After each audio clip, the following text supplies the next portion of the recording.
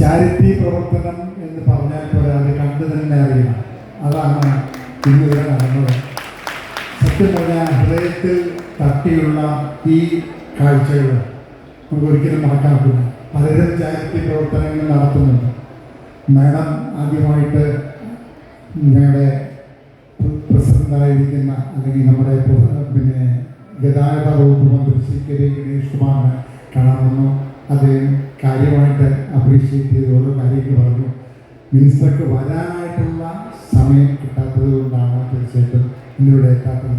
പക്ഷേ എങ്കിലും അദ്ദേഹത്തിൻ്റെ തിരുവനന്തപുരത്തെ ജില്ലയുടെ പ്രസിഡൻ്റായ അദ്ദേഹത്തിൻ്റെ പാർട്ടിയുടെ പുതുപ്പള്ളി രാധാകൃഷ്ണൻ എന്ന് പറഞ്ഞ ഒരു കലാകാരന് ഇവിടെ വന്ന് ഇത് നിറകണ്ണുകളോടെയാണ് കാണുന്നത്.